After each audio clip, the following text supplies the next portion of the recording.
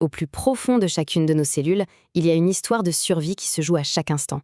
Une bataille silencieuse pour protéger ce qu'on a de plus précieux, notre ADN. Et au cœur de cette bataille, il y a des gardiens, des héros invisibles qui travaillent sans relâche. Alors, qui sont-ils? C'est ce qu'on va voir ensemble. 100 000, ce n'est pas juste un chiffre. C'est, en gros, le nombre de fois que l'ADN d'une seule de nos cellules est endommagé chaque jour. Oui, chaque jour. Ces attaques viennent de partout, de notre propre métabolisme ou même des rayons du soleil. C'est un bombardement constant. Et c'est là toute la question, n'est-ce pas? Comment est-ce possible de maintenir notre code génétique intact face à un tel déluge de dégâts?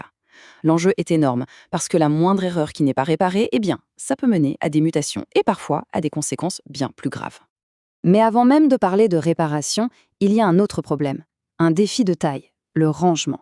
Il faut savoir que chaque cellule humaine contient à peu près 2 mètres d'ADN. Alors comment on fait pour faire tenir 2 mètres de fil dans un noyau qui est totalement microscopique? C'est un vrai casse-tête. Eh bien, la solution de la cellule, elle est à la fois simple et géniale. Ça s'appelle le nucléosome. Il faut imaginer une toute petite bobine composée de 8 protéines qu'on appelle des histones, et le long fil d'ADN vient simplement s'enrouler autour. C'est la brique de base, l'unité fondamentale qui permet de commencer à tout organiser. Et ça, ce n'est que la première étape. Ce collier de perles va ensuite se tordre, se replier sur lui-même, encore et encore, en plusieurs niveaux de compaction. C'est un peu comme un origami biologique ultra complexe. Et à la fin, nos 2 mètres d'ADN se retrouvent des milliers de fois plus compacts pour former cette structure qu'on connaît tous, le chromosome. Bon, cette solution de rangement est géniale, c'est sûr. Mais le problème, c'est qu'elle crée un tout nouveau dilemme. Parce qu'en emballant l'ADN de façon si compacte pour le protéger, la cellule le rend en même temps quasi inaccessible. Et voilà le paradoxe. Pour réparer une blessure sur l'ADN, il faut que les équipes de réparation, les enzymes, puissent y accéder. Mais comment faire quand tout est hyper enroulé et compacté?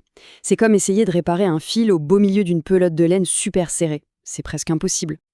Alors, quand le pire arrive, comme une cassure des 2 brins de l'ADN, la cellule a 2 plans d'urgence. D'un côté, il y a la méthode de haute précision, la recombinaison homologue.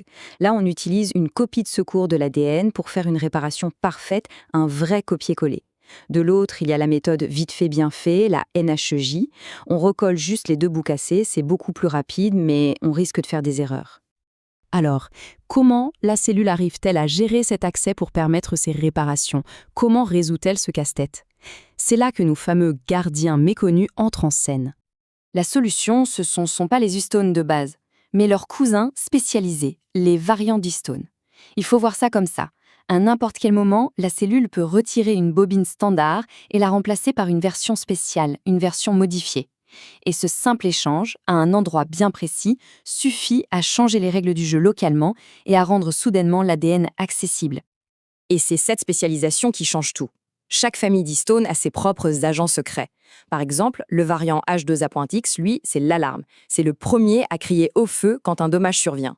Pendant ce temps, un autre variant, comme H3.3, a une autre mission. Il va détendre la structure, ouvrir le passage pour que les équipes de réparation puissent enfin arriver. C'est une vraie division du travail super organisée.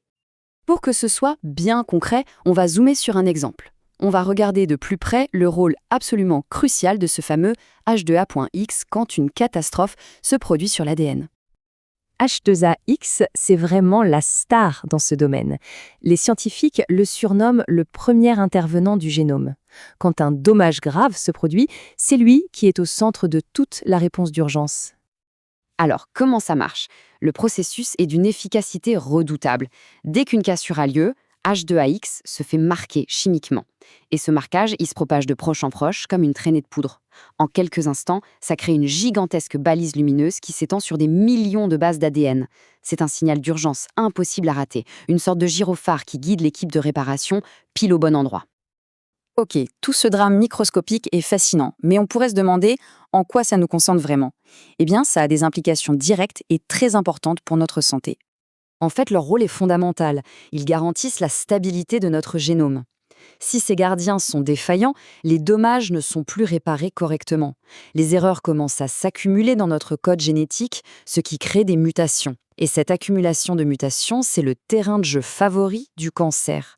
Le lien est tellement direct que quand ces variants sont eux-mêmes abîmés, on leur a donné un nom, les oncohistones. Littéralement, des histones qui peuvent provoquer le cancer. Et ça, ce n'est pas juste une théorie. Les preuves sont là. Des expériences en laboratoire ont montré que si on élève des souris sans ce fameux variant H2A.X, elles développent une instabilité génomique et beaucoup plus de cancer. C'est la preuve irréfutable que sans ce premier intervenant, notre première ligne de défense s'effondre. C'est assez fou de se dire qu'en ce moment même, des millions de ces gardiens invisibles sont en train de patrouiller pour protéger notre ADN. Ça force le respect.